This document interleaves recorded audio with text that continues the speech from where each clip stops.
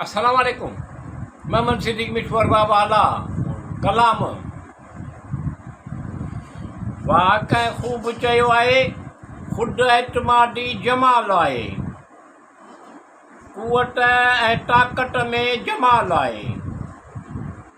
वाक़ई ख़ूब चयो आहे, ख़ुदि एतमादी जमाल आहे, क़ुवत ऐं ताक़त में जमाल आहे। तारीफ़ करणु, इज़त, सहारो, उन जे अरमाननि खे पूरो करणु। तारीफ़ करणु, इज़त, सहारो, उन जे अरमाननि खे पूरो करणु। सचो प्यार, वफ़ादारी जमाल आहे। वाक़ई ख़ूब चयो आहे, ख़ुदि एतमादी जमाल आहे, क़ुवत ऐं ताक़त में जमाल आहे। जज़्बात सां न खेॾणु घुरिजे, बेजा मज़ाक न करणु घुरिजे। जज़्बात सां न खेॾणु घुरिजे, बेजा मज़ाक न करणु घुरिजे।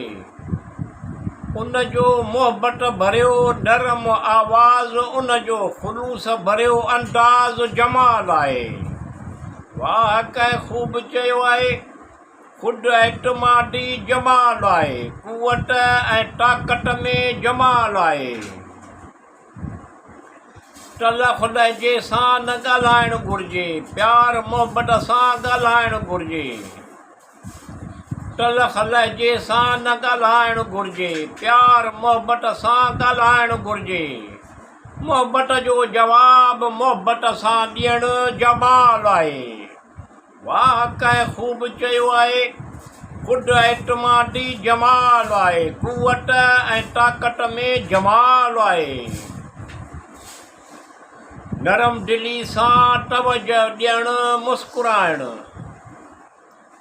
नरम दिली सां तवजो ॾियणु, मुस्कुराइणु।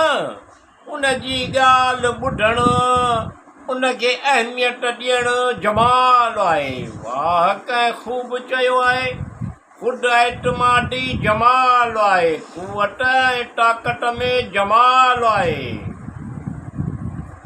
उन जो क़दुरु करणु ऐं मुहबत जो इज़हार करणु, सिर्फ़ु लफ़्ज़नि सां न पर रवैयनि सां करणु। उन जो क़दुरु करणु ऐं मुहबत जो इज़हार करणु, सिर्फ़ु लफ़्ज़नि सां न पर रवैयनि सां करणु। सची मुहबत, एहसास, अदब, एहतराम, एतमाद, ख़ुलूस जमाल आहे। वाक़ई ख़ूब चयो आहे, ख़ुदि एतमादी जमाल आहे, क़ुवत ऐं ताक़त में जमाल आहे। उन जी शख़्सियत, उन जी गुफ़्तगू करण जो अंदाज़, उन जी ख़ूबसूरत में अहम किरदार आहिनि। उन जी शख़्सियत, उन जी गुफ़्तगू करण जो अंदाज़, उन जी ख़ूबसूरतीअ में अहम किरदार आहिनि। मुहबत, नरमी ऐं हमदर्दनि सां भरियलु जमाल आहे, हमदर्दनि सां भरियलु जमाल आहे।